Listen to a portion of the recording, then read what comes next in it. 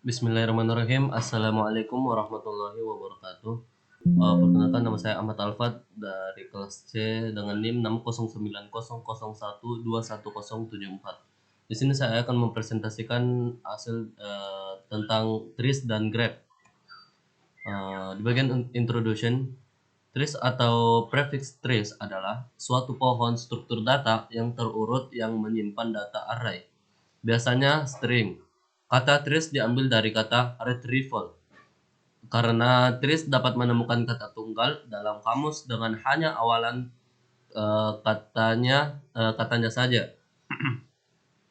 Trees sudah diterapkan ke banyak hal dalam kehidupan sehari-hari. Contohnya pada web browser, suatu web browser dapat mengira atau mensugestikan kata-kata yang mungkin kita maksud saat kita mengetik huruf pertamanya saja, atau autocomplete. Dan perbedaan trees dengan struktur tree itu adalah pada tree hierarchy node tidak lain adalah hierarki alfabet yang disusun untuk membentuk kata kunci. Yang kedua itu konsep trees. Nah, konsep trees itu sendiri adalah, yang pertama, trees adalah pohon di mana setiap simpul mewakili satu kata atau awalan. Yang kedua, root mewakili karakter kosong.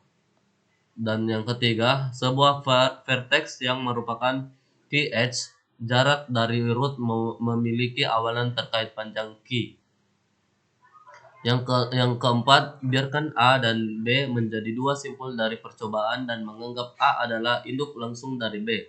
Maka B harus memiliki awalan terkait A. Nah, di sini adalah contoh trees dalam kata-kata. Selanjutnya, contoh trees dalam kata itu. Yang pertama Roman, yang kedua Romanus, yang ketiga Romulus, yang keempat Rubens, dan yang kelima Ruber, keenam Rubicon, yang ketujuh Rubicundus. Nah, selanjutnya itu di sini adalah program tentang struktur trees. Yang pertama struktur tree, terus menggunakan char, seperti yang dijelaskan tadi tentang struktur tree, terus menggunakan bintang edge, terus 128, bintang root sama dengan 0.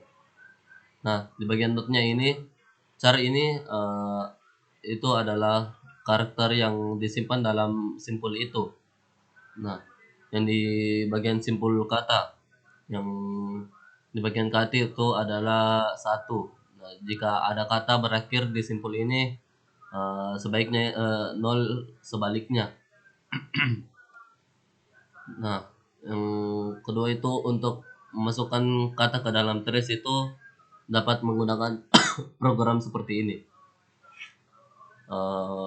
Void insert, terus struct tree, terus bintang terus kali kur char, terus bintang p dalam tutup kurung,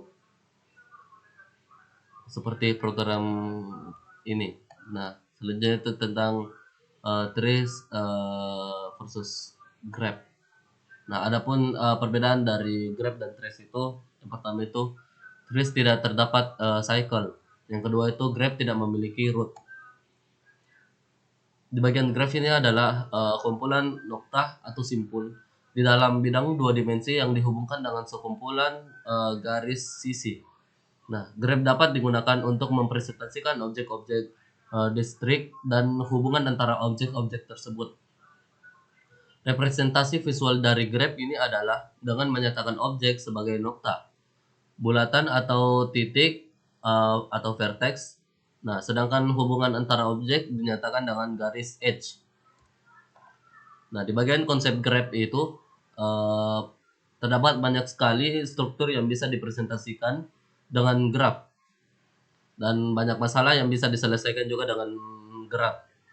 Nah, seringkali graph ini digunakan untuk mempresentasikan suara jaringan. Nah, misalkan jaringan jalan raya dimodelkan graph dengan kota sebagai simpul vertex atau node, dan jalan yang menghubungkan setiap kotanya itu sebagai sisi edge, yang bobotnya itu weight adalah panjang dari jalan tersebut. Ada beberapa cara untuk menyimpan graph di dalam sistem komputer. Struktur data bergantung pada struktur graph dan algoritma yang digunakan untuk memanipulasi graph. Di bagian istilah dalam graph itu, yang pertama itu ada vertex, yaitu himpunan node atau titik pada sebuah graph. Nah, yang kedua itu edge, adalah himpunan garis yang menghubungkan tiap node atau vertex. Yang ketiga itu adjacent, itu adalah dua buah titik dikatakan berdekatan atau adjacent jika dua buah titik tersebut terhubung dengan sebuah sisi. Nah, yang kedua dari terakhir itu adalah wake. Nah, yang terakhir itu adalah path, adalah walk dengan vertex yang berbeda. Nah, di bagian data calculation itu based on the result of the calculation by two algorithm. It can be seen that the solution of making goods using dynamic programming algorithm is better when compared with greedy algorithm or choose randomly without algorithm. Uh, this can be seen from the calculation result obtained by dynamic programming algorithm. That is total weight of 5022 kilogram in 7 days. While the calculation result obtained by greedy algorithm, that is total weight of delivery equal to 4496 kilogram in 7 days. Nah, di sini ada contoh graf seperti gambar di atas, dan representasi itu graf secara teori ini dipresentasikan melalui dua cara, yaitu ada esensi matrix dan esensi list. Sebagai contohnya itu adalah graf dengan masing-masing representasinya pada gambar tersebut. Nah, di sini ada esensi matrix graph. Nah, di sini juga ada esensi list graph.